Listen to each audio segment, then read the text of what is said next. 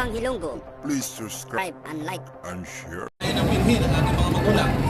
At ang binhi na yan ay taglay natin. Hindi tayo pumapayag sa mga patayan. Hindi ho tayo pumapayag sa korupsyon. Hindi tayo pumapayag sa pagnanakaw. Mga bagay na ito nagtulak sa atin ngayong umaga upang magsama-sama ho tayo dito. Medyo matagal-tagal na po kasi na inihain natin yung reklamo. Gusto lang ho natin sanang tawagin yung ating atensyon ng ating mga mambabata sa Kongreso na tingnan po, no? Bisitahin po ang aming mga reklamo at ito po'y tingnan upang tumulong na ho at mabigyan ng patas ng proseso ng ating Pangalawang. Ngayong umaga ho, sama-sama ho nating tawagin ang pansin ng Kongreso para sa bagay na ito. Magandang umaga ho sa inyo. Tingnan natin kung Mother Percy Sentanya.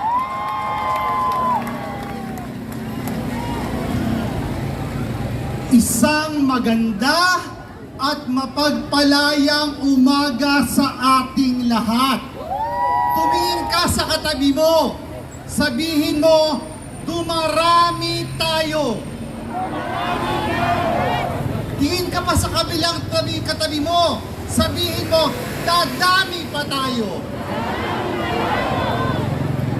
At tulad nung panalangin natin sa EDSA Shrine, ilang linggo pa lang ang nakaraan, pag tumingin kayo sa paligid natin, totoong dumarami at dadami pa tayo.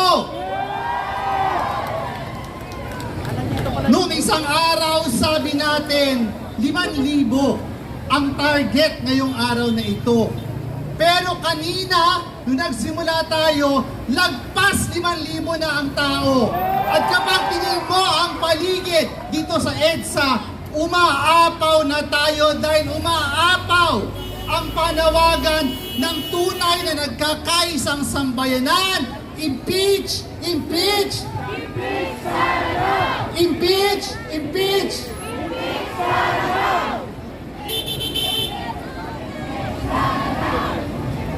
Mga kasama, ang nagkakaisang tanong natin sa araw na ito, anong petsa na? Sabihin nyo nga!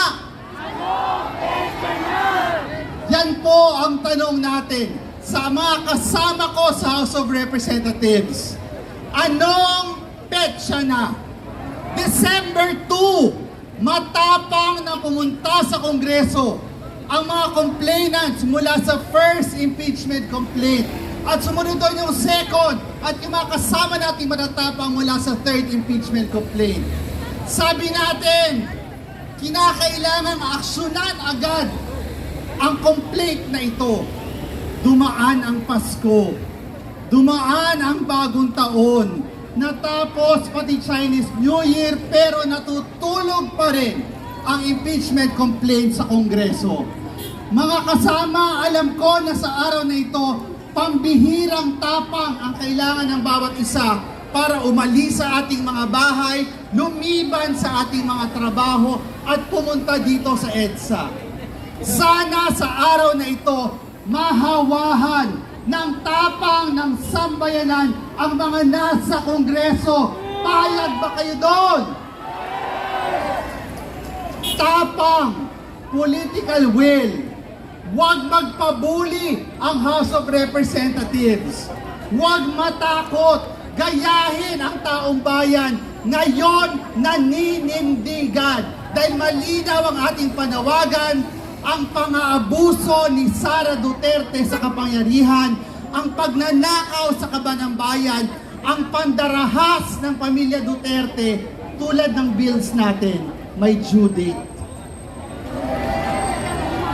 Matagal nang tapos ang due date ng mga Duterte at ang panawagan natin sa Kongreso, matagal na ang na-file ang impeachment.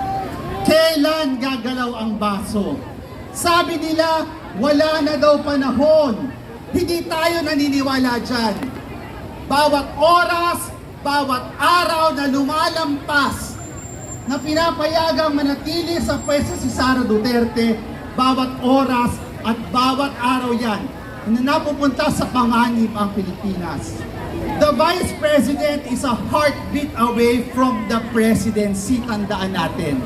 Si Sara Duterte ay clear and present danger sa ating demokrasya.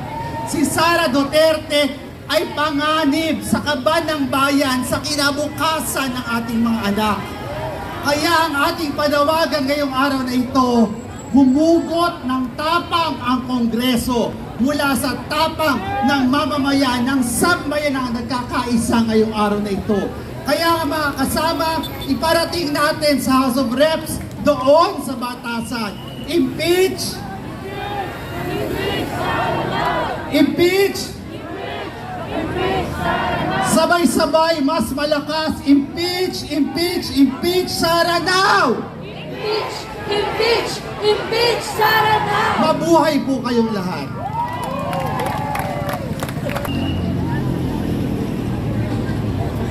Magandang umaga po sa ating lahat. Ang panawagan ni Laila ay impeach, impeach, impeach. Okay. So ako ho ay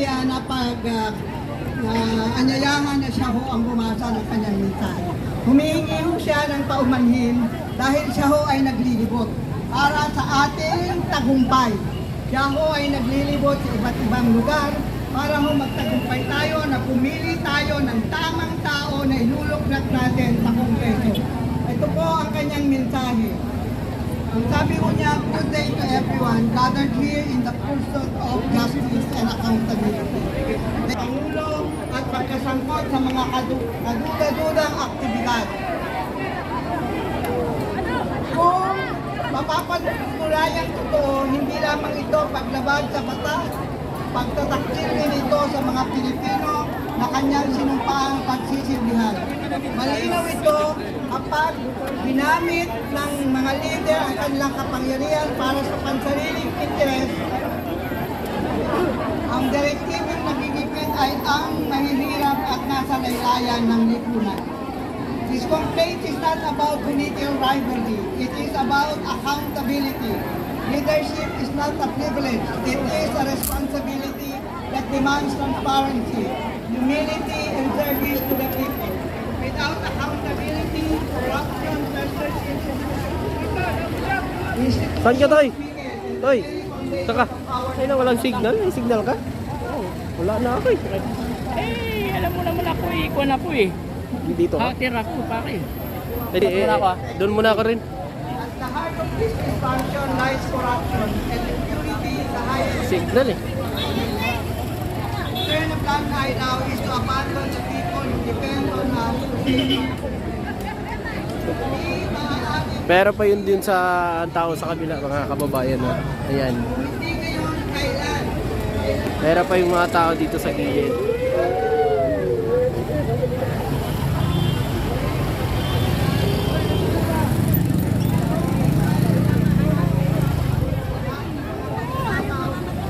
At mandarambong sa kaban ng bayan.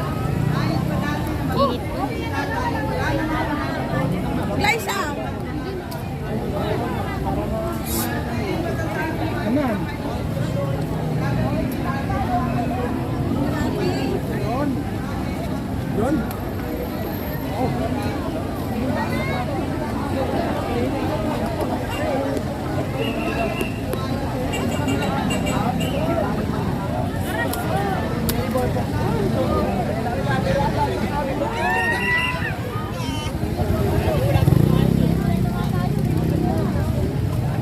Wala ka na yung alam ko na.